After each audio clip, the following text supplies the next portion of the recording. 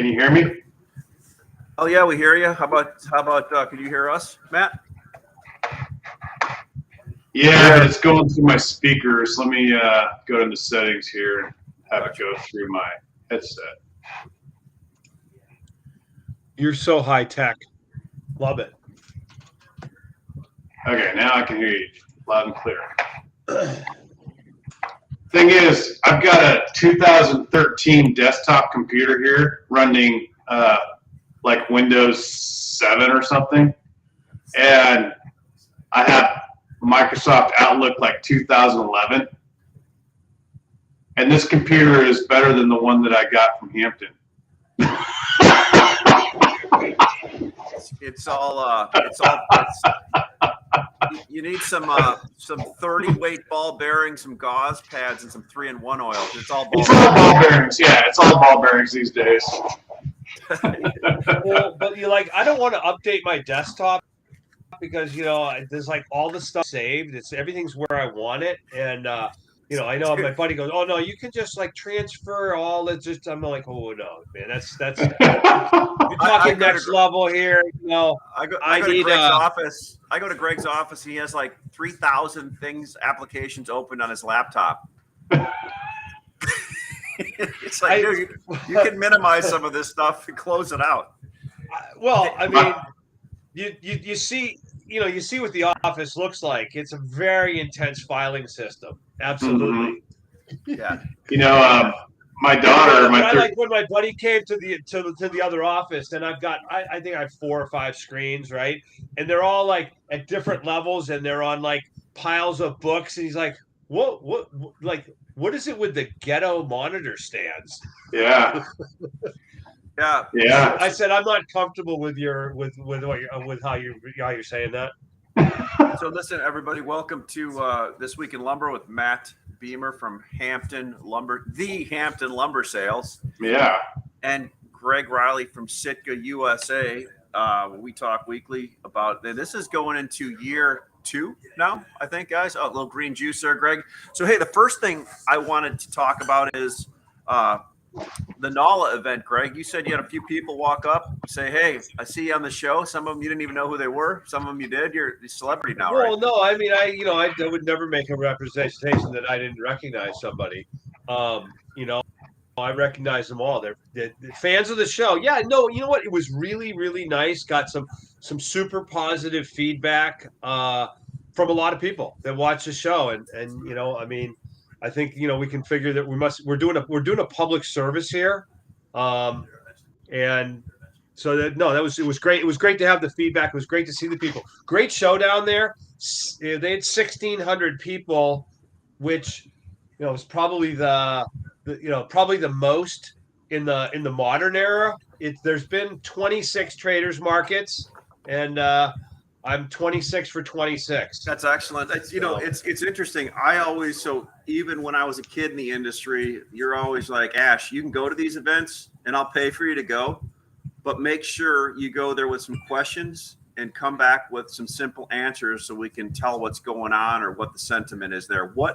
And I know Matt's the same way when he goes to places, asks questions, what did you bring back from that? The one thing that you thought of?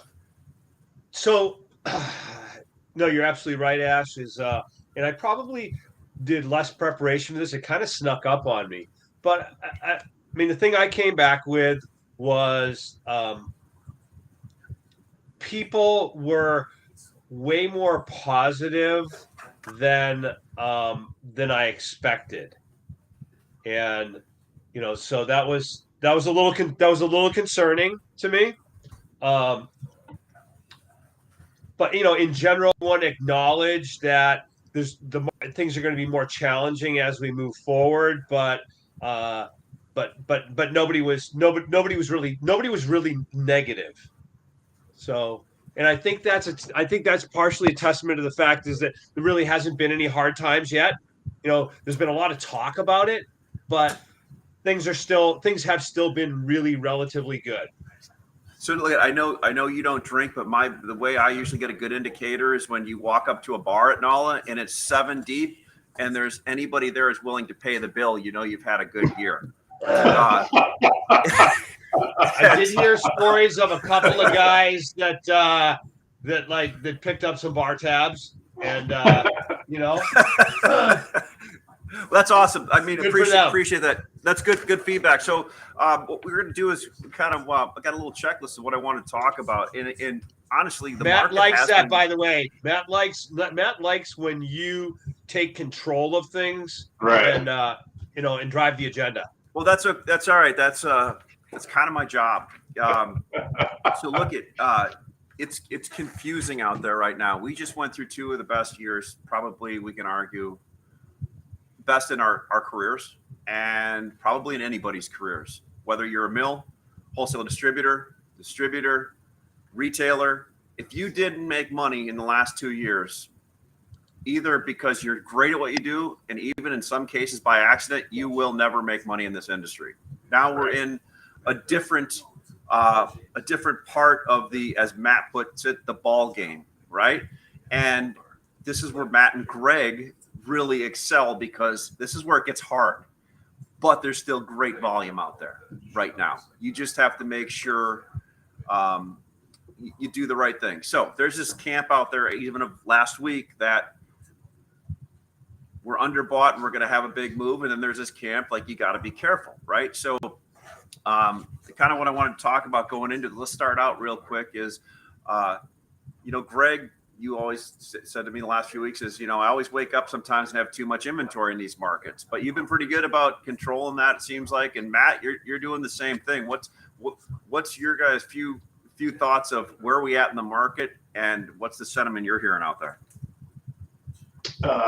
I'm battling every day to keep my inventory from growing, and I've succeeded at it, but it's just a lot of work. It's a lot of phone calls, a lot of emails, a lot of patience, and you just have to address every day as an opportunity to continue managing inventory. And I'm going to continue to do this because we're in a recessionary environment right now. Whether we want to call it officially a recession or not is irrelevant to my way of looking at the world and the business that we're in right now. We're already in a recession, have been since June.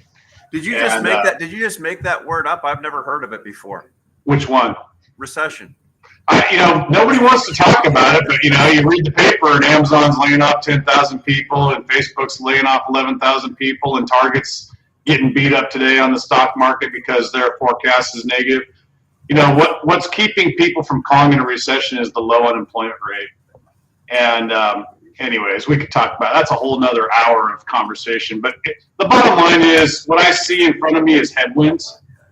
I don't see tailwinds. I see headwinds. And so when I see headwinds, I want to be conservative. I want to conserve my cash, and I want to spend that money wisely. When an opportunity comes along, a good basis trade or some deal that pops up in the next 3 or 4 months, I want to be able to invest in that. And the only way I'm going to be able to invest in that is if I have my inventory in right shape, right?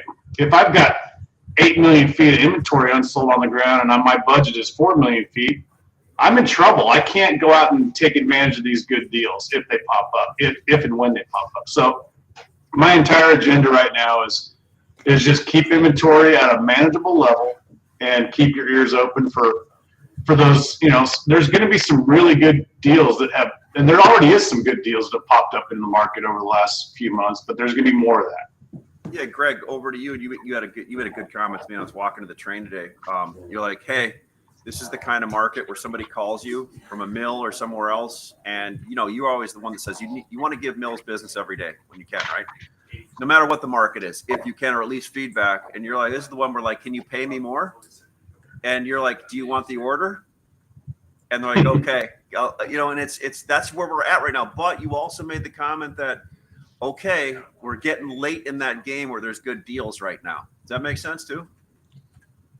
Well, I guess one of the things that I've noticed today was that in Eastern Canada, anyway, there seems to be a higher sense of urgency to deal with the lumber that's in front of them. I see a lot of lumber available for prompt shipment, and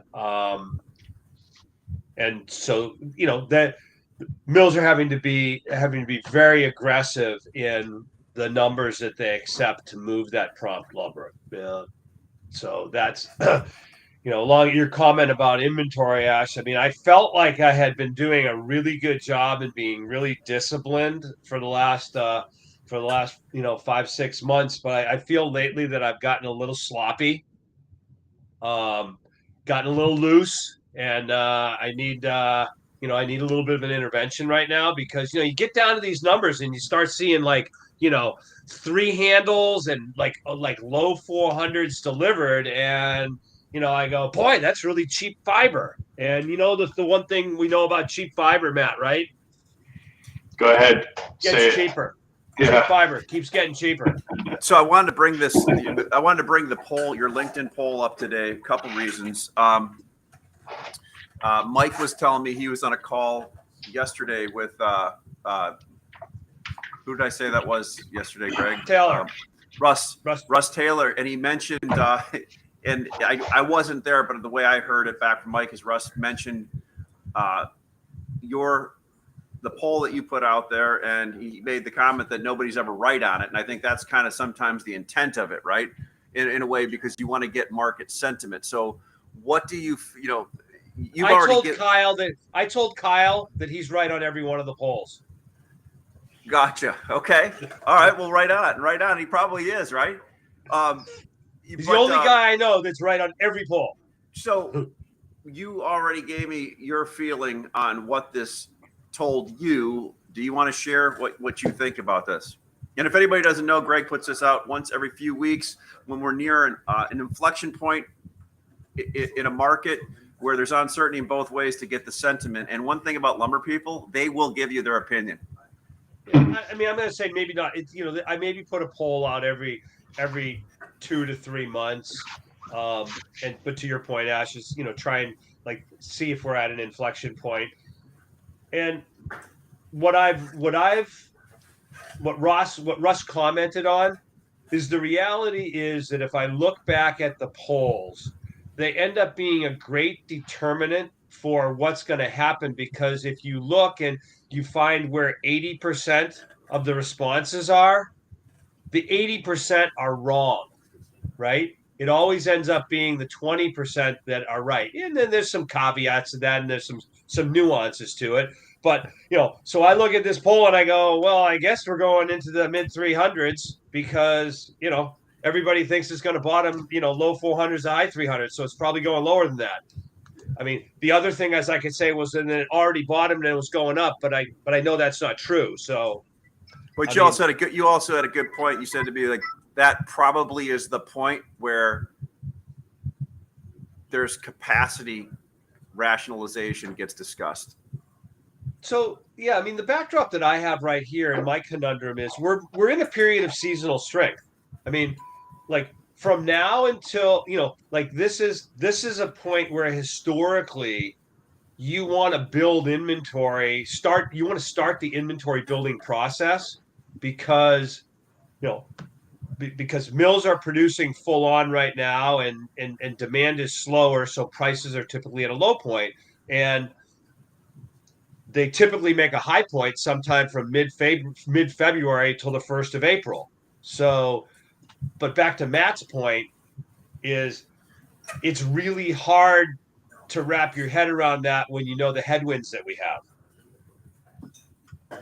Yep. We're also in a period of overreaction too. So we overreacted for 2 years to the upside. Now we're gonna see what the overreaction is to a remarkably slower single family housing environment that we're in, and that takes a lot of the lumber that we produce, right? I mean, if you look at what Hampton produces, we don't just make 9-foot studs, right? We don't just make 2-4 plate stock Doug fir number 2.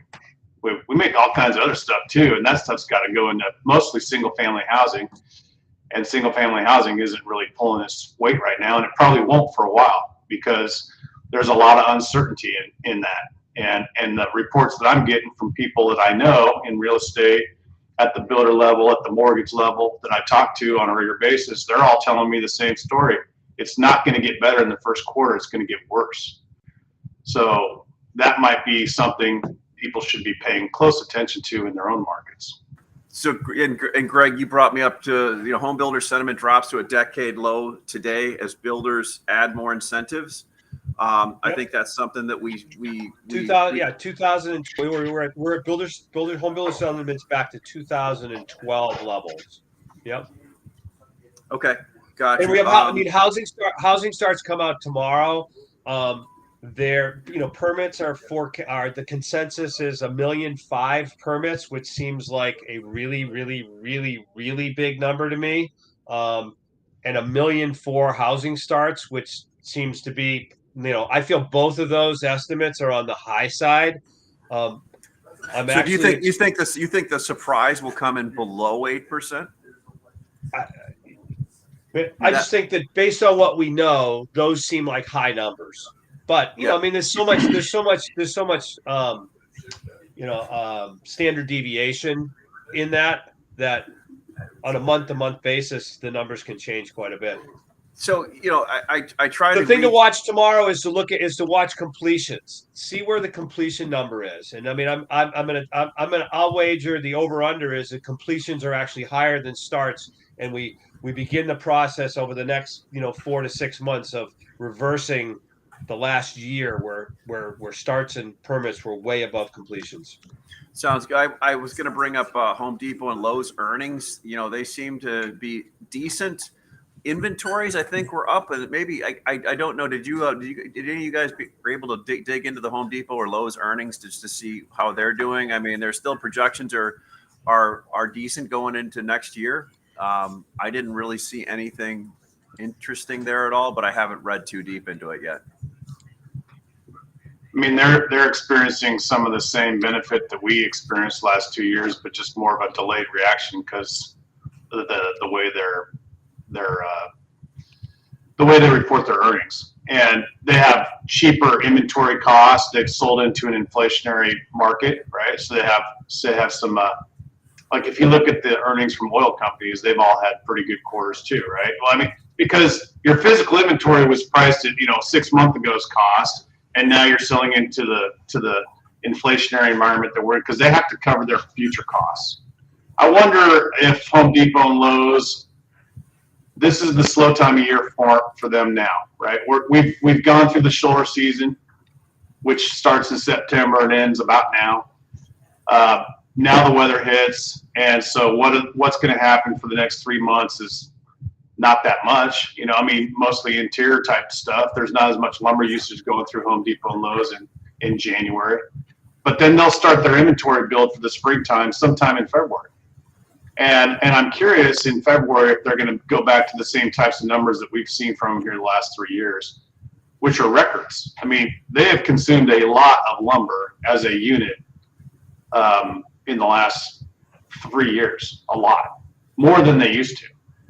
And so I'm kind of curious if that trend will continue in 2023, because I think we're still going to be battling inflation, and we're going to be battling some negative consumer sentiment. And I don't think that the federal government's just going to keep printing money, right? They can't. Can't they just go to? You can't solve inflation. You can't solve inflation if you do that. Exactly, and they can't, and so they won't. Hey, question, Dave just put on YouTube. Watch upcoming earnings from the national home builders. So what I've heard, national home builders right now, the ones I know, people directly involved in, they're taking trips around the country right now, going to vendors, not just lumber vendors, but everybody saying, "Hey, I need this cut on this cut on this, and I need cost cut. How can you help us?" Right? Which is what some do, right? But so, what are your feelings on home builders sentiment, home builders earnings coming out? I have no idea. I think their earnings are going to go down a little bit because they're having to give some incentives to sell these homes that they had built on spec. So, I mean, I can speak, when I was down in Texas in late September, that's basically everybody was talking about that, that they were trying to clean up some of this backlog of unsold inventory of new homes that they built on spec before they started building new homes. So that, in order to do that, they've had to give away points. They've had to drop the prices a little bit. They've had to, maybe give them a nice countertop or throw in the dishwasher, just some things to make the transaction go through. And I think you're going to see that'll have an impact on their balance sheets, and then you'll see some lower numbers, right? And I think it'll be worse in the first quarter or at the end of the fourth quarter. I think they have some serious headwinds here for another 6 to 9 months. I don't think this is just going to solve itself on January 1st, right? I mean, we're going to see some long-term, multi-month issues with new home building. Another one is the cost of borrowing money. And then the banks, like how much money do the banks want to put into the housing sector right now? So we'll see. There's going to be a slowdown in housing starts. Greg's right. You'll see permits and starts go to more like 2012 type numbers. If that's where sentiment is, that's what they're telling you. We'll probably go down to 1.2, 1.3. Greg, what's your thought there? And it also just to seed something here. There's these gurus going around on the internet. I don't know if it's right or not, saying how you should buy at 6.5% to 7% interest rates because next year in the first or second quarter you can refinance back at 3% and 4% again. I'm like, I don't see that. I mean, home prices increased 20% per year for 2 years, and we're way above long-term trend. So, during that period of time, cost did not go up to build as commensurate. I mean, I guess home builders kind of caught in the worst possible time is, the higher cost to produce product is coming online just as they're having to reduce prices. So it's going to be, I think though, that's going to be a challenge for their earnings. I mean, my bright spot on this is we're going to have a retrenchment in home prices and in home construction over the next 12 to 24 months, but it's going to be more garden variety than nuclear winter a la 2008, 2009. So that's a positive. It's gonna force a lot of more efficiencies through the market. We're gonna weed out we're gonna weed out weaker players. Which is interesting enough. It's like the way capitalism is supposed to work. It's boom bust. So yeah, there you go. Well, just go around the horn real quick. Specific markets, Matt. What are you seeing out on U.S. species and so forth? I mean, Greg and I were talking about Doug Fir 9 studs before looking at them. How I never thought they'd drop below X number 2 weeks ago, and now we're there, right? Yeah. And it's like it always is amazing, and it never is amazing when I see that, and it always happens for different reasons, right? But you were talking last week about the Hemfer Doug Fir dynamic. Maybe you could touch on all of that a little bit. Well, I mean, I'll just make the general observation that Hemfer is gone back to a big discount to spruce and Doug Fir. And so Hemfer is now the cheapest species in North America, not spruce. For a while there, over the last decade, we've seen spruce running below Hemfer. So we're kind of back into more of the range of, like, remember when you and I first started talking to each other in the late 90s? Back then Simpson Timber was still in existence, and they would auction off like 50, 60 cars of hemlock a week, right? Yeah. And that stuff always traded anywhere from $40 to $80 below whatever spruce was going for at any given time. And we're kind of there right now. I mean, like, I sold today some 2-4 hem for 500 Chicago. That's if you take the math out, that's like 400 mil Prince George equivalent. Okay. And futures is at 430, and I don't know what print was overnight, but the print numbers, yeah. So it's higher. It's hemlock is running a discount, and it'll continue to do so because I think that there's going to be some hem for production here in the Northwest. I don't think mills are going to back away from it. They're going to keep making it. The hem for logs that cheap lot. How are the market adjusting to Weyerhaeuser restart after the strike? Well, the Doug Fir miracle of 2022 was Weyerhaeuser shutting down their logging operations and all their distribution and not their distribution, but all their mill business. And that mill business was heavy. A lot of it's premium. So, Hampton, we benefited, as did every other West Coast mill that produces Doug fir, dry or green. The last 60 days has been a miracle, right? We picked up anywhere $200 to $300 1,000 across the board on every possible thing you can make. And now we're deflating. It's going to take a while, because just because they started the sawmills back up doesn't mean they're running full production right now. And they had to cancel, like, all of the Weyerhaeuser gave back their October contracts. They just said, force majeure, we're not going to ship these. They did honor some of their September business that was affected. They threw away the October business, and now they're just catching up with November and December and what they still owe people from September. So it'll take some time for that to unravel, but the trend is down, right? I mean, if you're green Doug fir, dry Doug fir producer, and you just were selling 2x6 at 700 mil, your next order is not going to be 750. It's probably going to be 650, right? So now that there's new production coming back into the game, and the logs are going to start flowing again too, correct? You guys understand that? Because they shut down their logging. Okay. Okay, good. So there will be more Doug fir production in the Northwest here, as opposed to the last 60 days. And so therefore you're going to see lower prices. What, Matt, I mean, it's just, there's only 3 big mills controlling most of it. And Greg, since your poll came out and you talked about it, we probably just guaranteed one of the mills is going to come out with curtailment announcements after today's show. But curtailment, is it curtailment Wednesday? Okay. Yeah, curtailment Wednesday. One of the things that was interesting is that I talked with a couple of mills down at NOLA, about that. They say, well, there's going to be, we've had curtailments. I'm like, well, every curtailment, other than, forget about the Weyerhaeuser strike, but I'm talking about spruce mills, was really an inventory management, right? They had too much inventory, and so they said, in order for us to get our inventory in line, we need to make less, right? There's been no curtailment because of market conditions per se. They've been inventory management curtailments.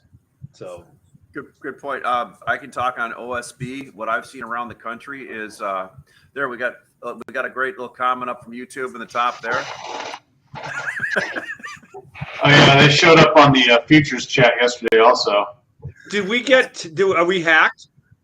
No. We're not hacked. All right, you need to put Nick to work. Delete. Hey, it's a quick question. Let's roll. So OSB, I gotta go to work. Hey, it's real quick. OSB, what I'm noticing, there's plenty of fluidity. Is that a word? There, 7/16 is pretty much across the country is somewhere 340 to 375, 85 delivered where you're at. 3/4 is 650 to 750 delivered everywhere, wherever you're at. That the thicker panels are getting some play. Greg, what do you see in Western Canada? Matt, I don't know. What's the 2x4 market right now about on random from? 430 to 470, depending on your tally. If you have a lot of 18s and 20s, it helps your value. But if it's just 8 to 16, you're competing with every other sawmill, east and west.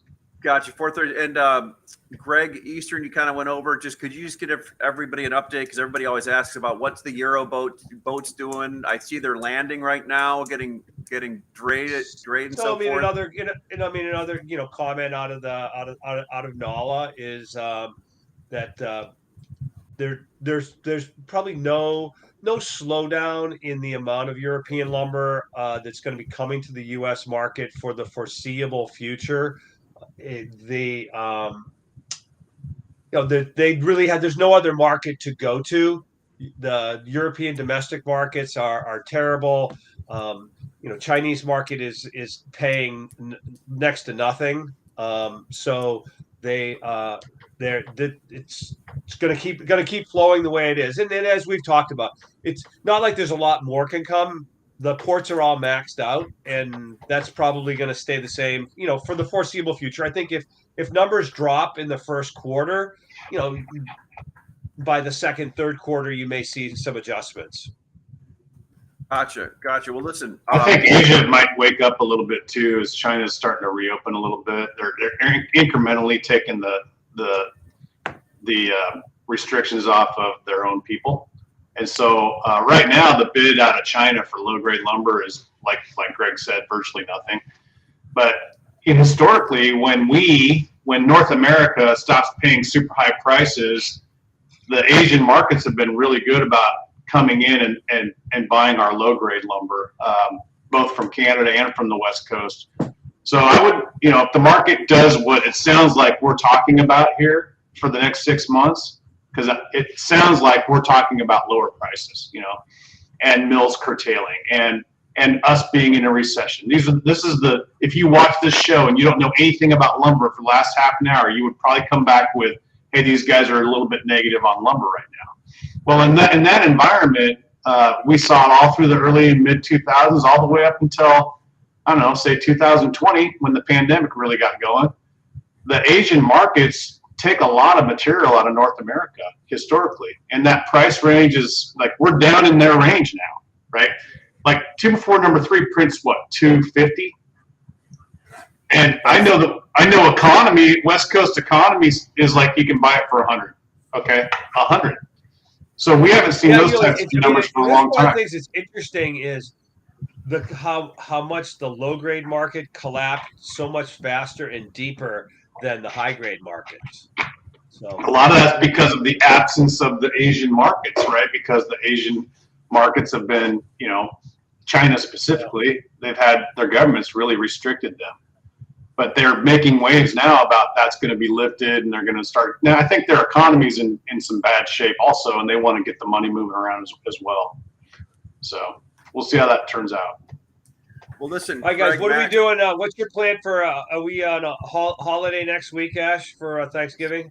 Yeah, holiday for Thanksgiving. Gents, enjoy it with your families. Thank you so much for this year. We'll have our holiday show. I want coming to thank up in all of the MX supporters for for their bids and offers. We've been a beneficiary of a lot of trading on the platform lately, Ash, and it's really fun. Really fun. Greg. I mean, you've been a buyer and a seller of a lot of volume in the last few weeks, and everybody should give it a try. Get in the water.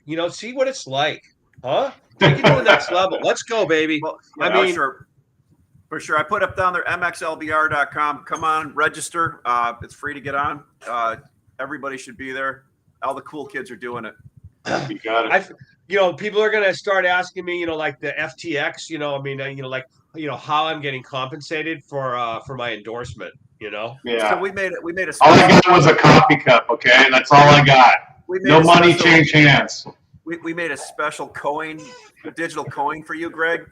That'll be launched pretty soon, and it'll be wonderful. I mean, I can't wait. I can't wait to see the Netflix special on FTX. I mean, this is going to be it's unbelievable. If you ever get a chance, my friend Dave here showed me. Just Google the CFO of that company and watch it, and you'll probably understand why they were doomed from the beginning. The CFO, not the CEO. Oh, you can Google both of them, but this. That dude was like, and people gave him how much money? Well, you got to be kidding me! Like, wasn't the CFO his girlfriend, and she didn't know anything about anything? That's kind of what the observation I had. It's crazy. I mean, but then again, all I can think of is Fetterman. Enough said. All right, boys. Well, thank you for showing up. We'll have a good day. We'll talk soon. Take it easy. Bye.